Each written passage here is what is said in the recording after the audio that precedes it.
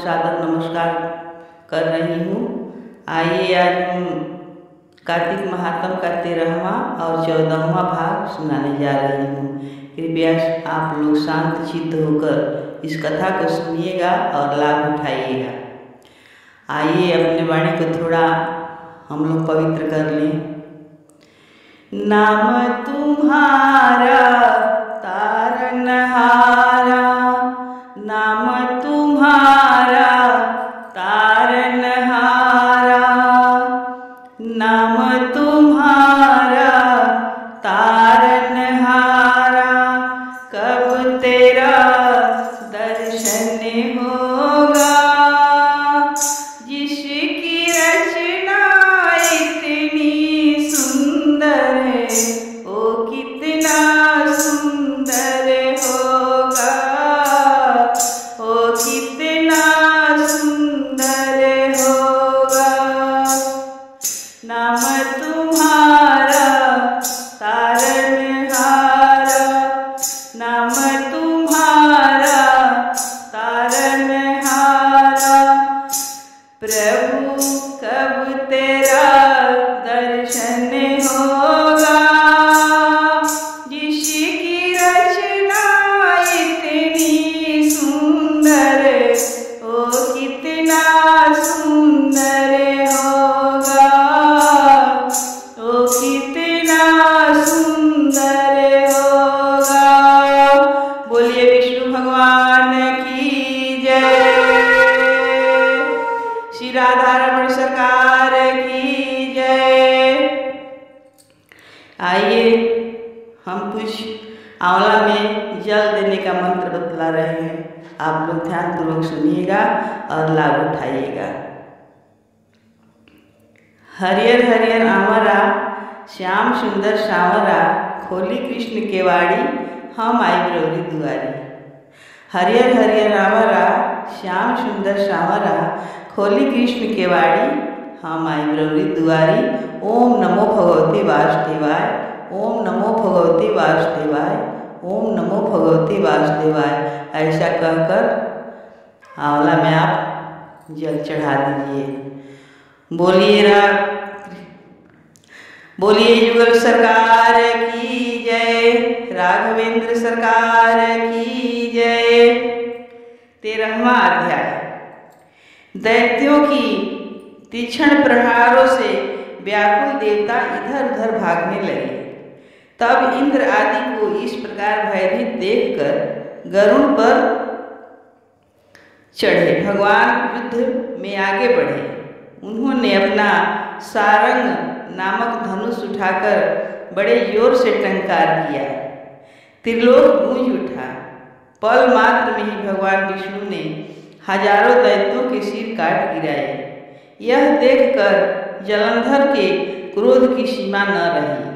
फिर तो भगवान विष्णु और जलंधर का महान संग्राम हुआ। बाणों से आकाश भर गया। लोग आश्चर्य करने लगे। भगवान विष्णु ने अपने बाणों के वेग से उस दैत्य की ध्वजा, क्षेत्र और धनुष बाण काट डाले तथा एक बाण से उसकी छाती में प्रहार किया। इससे व्यथित हो उसने अपनी प्रचंड गदा उठाकर गरुड़ के मस्तक पर दे मारी। गरुड़ पृथ्वी पर गिर पड़ा। साथ ही क्रोध से उस दैत्य ने अपने होठ काटे और भगवान विष्णु की छाती में तीक्ष्ण बाण मारा। इसके उत्तर में भगवान विष्णु ने उसकी गदा काट दी और अपने सारंग धनुष पर बाण चढ़ाकर उसको बिंधना आरंभ किया। जलंधर भी उन अपने पैने बाण बरसाने लगा। उस समय जलंधर ने भगवान को कई पैने बाण मारकर वैष्णव धनुष को काट दिया।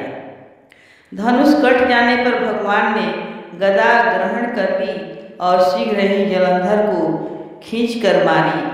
परंतु उस अग्निवत अमोघ गदा की मार से भी वह चलायमान न हुआ और मंदोन्मत्त हाथी के समान उसे यानी गदा की मार को फूल की माला ही जाना। साथ ही उस युद्ध दुर्मद ने अत्यंत ही क्रोधित होकर अग्निमुख त्रिशूल उठाकर भगवान विष्णु पर छोड़ दिया। भगवान ने शिव जी के चरणों में स्मरण कर नंदक नामक त्रिशूल से उसके त्रिशूल को छेद दिया। जलंधर ने झटपट भगवान की छाती में एक मुष्टिक मारा। उसके उत्तर में भगवान विष्णु ने भी उसकी छाती में अपनी मुष्टि का प्रहार किया। फिर दोनों घुटने टेक कर बाहों और मुष्टिकों से बाहु युद्ध करने लगे। कितने ही देर तक भगवान उसके साथ युद्ध करते रहे।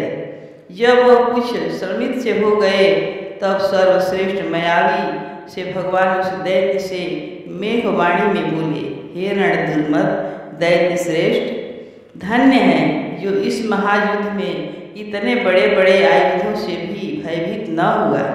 ऐसे तेरे इस युद्ध से मैं बड़ा खुश हूँ। तू जो चाहे वर मांग, मैं अदेय वस्तु भी आज तुझे दे दूंगा। मायावी भगवान विष्णु की ऐसी वाणी सुनकर जलंधर ने कहा, हे भाऊ, यदि आप मुझ पर खुश हैं तो यह वर दीजिए कि आप मेरी बहन के साथ तथा अपने सारे कुटुंबियों सहित मेरे घर पर निवास करें। नारद जी कहते हैं, उसके ऐसे वचन सुनकर भगवान को खेद तो हुआ, किंतु उसी क्षण उन देवेश ने तथास्तु कह दिया। अब भगवान विष्णु सब देवताओं के साथ जलंधरपुर में जाकर निवास करने लगे। जलंधर अपनी बहन लक्ष्मी और देवताओं सहित भगवान को वहां पाकर बहुत प्रसन्न हुआ। फिर तो देवताओं के पास जो रत्न आदि थे उनके स्थानों पर दैत्यों को स्थापित करके जलंधर पृथ्वी पर आया। निशुंभ को पाताल में स्थापित कर दिया और देव, दानव, यक्ष, गंधर्व, सर्प, राक्षस, मनुष्य आदि सबको अपना वशीवर्ती बनाकर त्रिभुवन पर शासन करने लगा। उसने धर्मानुसार सुपुत्रों के समान प्रजा का पालन किया। उसके धर्मराज में सभी सुखी थे। विष्णु भगवान की जय। श्री नारायण हरि की जय। आइए 14वां अध्याय। हे राजन, इस प्रकार उसको धर्म पूर्वक राज करते देखकर देवता क्षुब्ध हो गए। उन्होंने देवाधिदेव भगवान शंकर का मन में स्मरण करना प्रारंभ कर दिया। कितने ही प्रकार से स्तुति की। तब भक्तों की कामना पूरी करने वाले शंकर जी ने नारद जी को बुलाकर देव कार्य करने की इच्छा से उनको देवपुरी भेजा।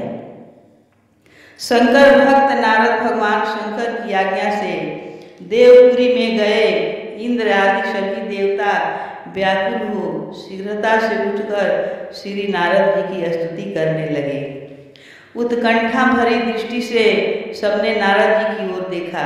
सबने अपने सब दुखों को कहकर उन्हें नाश करने की प्रार्थना की। नारद जी ने कहा, मैं सब कुछ जानता हूँ, इसलिए अब मैं दैत्यराज जलंधर के पास जा रहा हूँ। ऐसा कहकर देवताओं का आश्वासन देकर श्री नारद जी जलंधर की सभा में आए।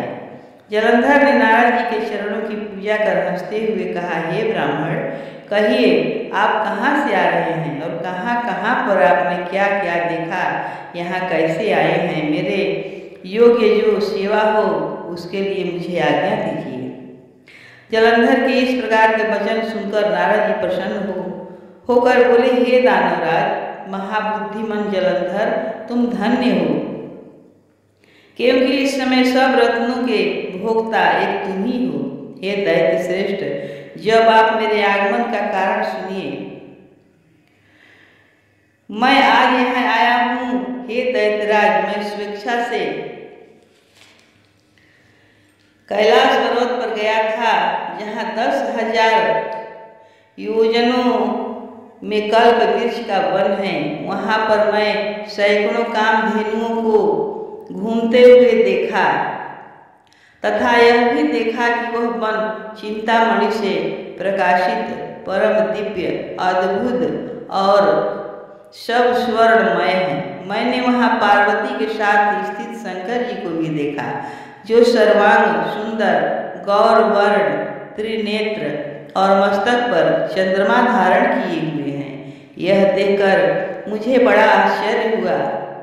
इनके समान समृद्धशाली त्रिलोक में कोई है या नहीं?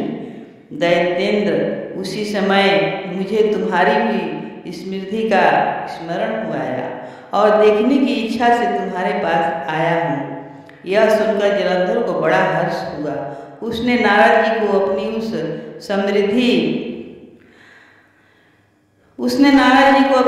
समृद्धि दिखला दी। उसे देखकर देवताओं का कार्य करने में इच्छुक शिव प्रेरित नारद ने जलंधर की बड़ी प्रशंसा की और कहा, निश्चय ही तुम त्रिलोकपति होने के योग्य हो। तुम्हारे लिए ऐसा होना कोई विचित्र बात नहीं है।